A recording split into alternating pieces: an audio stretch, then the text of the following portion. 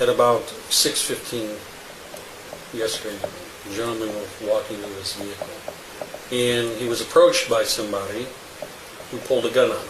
And that person robbed him of his car. But not only did they rob him of his car, but they shot him with the revolver that they had and killed him. Are you serious?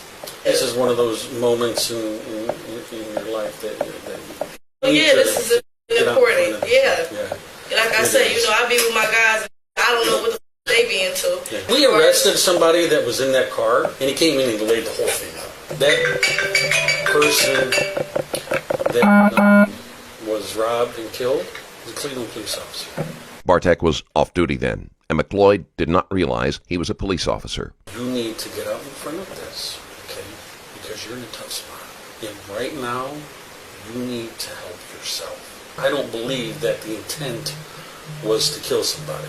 I believe the intent was to take somebody's vehicle because maybe that's what you do. I don't know. Listen, sir, I don't know what's going on. I have a background, and I'm on probation and everything for stuff. The one thing I'm not about is killing no officer. Well, he was shot with the revolver. Listen, I rent everything literally from them guys. Cars, clothes. That gun is not mine. How do you rent it? What do you use to rent? Money. They get for money. Where do you work? I don't work anywhere, sir. So where do you get your money? I landscape and paint houses on the side. Do you know how many cameras there are in the city? So what are you guys telling me? You have me on camera killing a police officer? I cannot go out this door and get to my house without being on 15 cameras. So you guys are telling me you have me on camera robbing and killing a police officer? Listen. Let's just throw out the police officer aspect. I got this from these guys. It's the new year.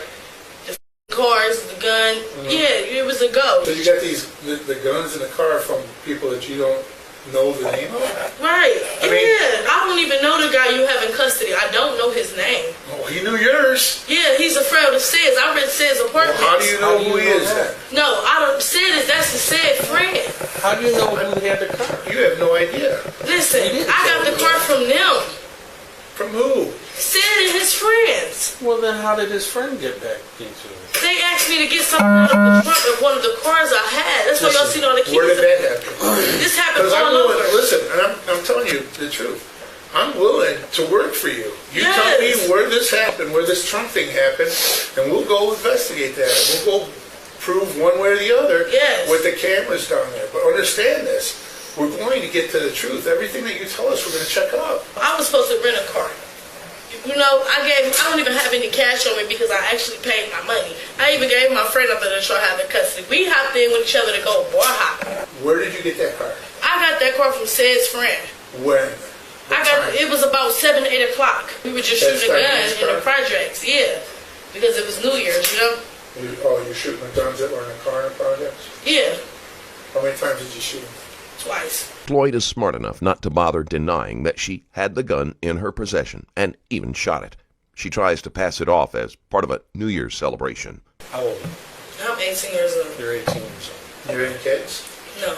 No? Okay. I want to explain to you the difference between something that just got out of hand and went south and you didn't mean for it to happen, as opposed to intentionally doing what occurred. Do you want to spend the rest of your living days behind bars? No. Listen, sir, was I on camera killing anybody today? Listen, you know what you just said to me a minute ago? You just said that you bent the corner and he started blowing you up, and that was the last time you seen him. You didn't see him again. Listen, let me tell you all the story. When I got this Mazda, I planned out to go out. I don't know what, I met these guys because they said they wanted me to rent their car. They needed the money. I seen the revolver. I asked them, I said, well, let me get it. You know how people are. I wanted to shoot a gun for New Year's. Like I said, I'm on camera for shooting a man. Like, I'm confused for today. Yeah, as a matter of fact, there were 2 cameras on that building in the back of that parking lot. Actually 4. And it shows my face. Okay. It shows my face. It shows the gentleman getting shot. It shows somebody running, grabbing his keys off the roof of the car. It shows you running to the back of the parking lot, hitting the button, opening the car, getting in the car, driving right straight towards the cameras and then out the parking. You're digging, man, and I don't want you to dig. And that's me. Don't dig yourself into a death penalty. That gentleman was shot with a revolver.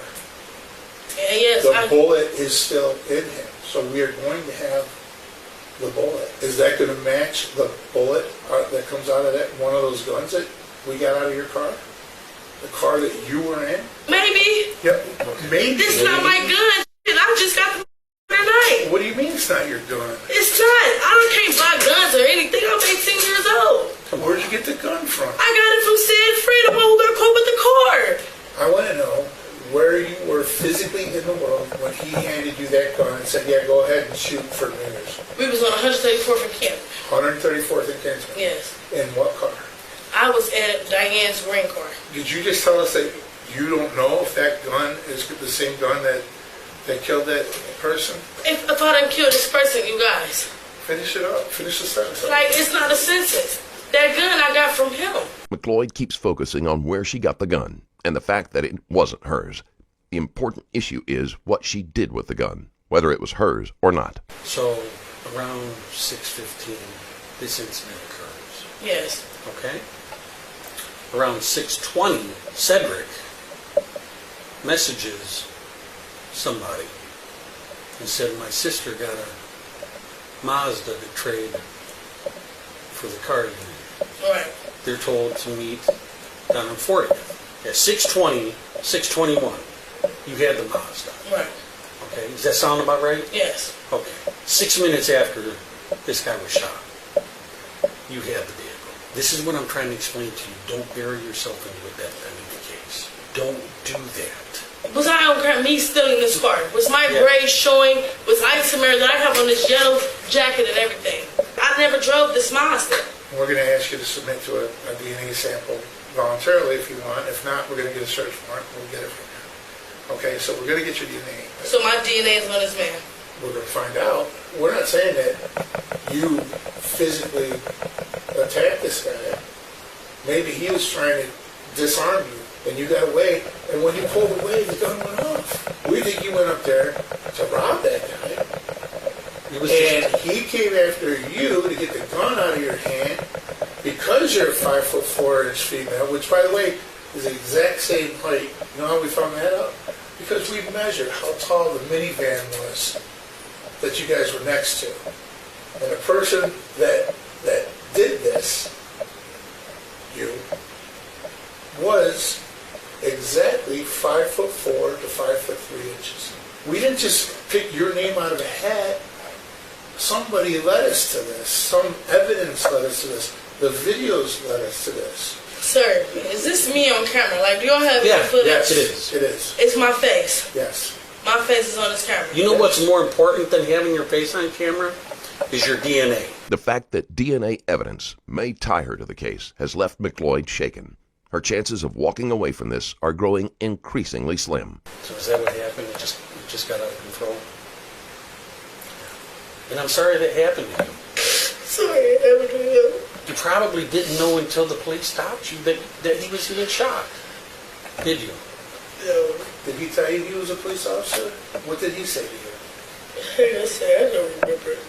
I just was trying to get the keys. Where were the keys? I think he had it to me. When you were running back to his vehicle, what did you drop that you had to turn around and go back to get it? His phone. His phone? Where's his phone? Should be in that car. The weight of her actions has finally hit McLeod as she realizes that she will most likely be spending the rest of her life in jail. This isn't her first offense.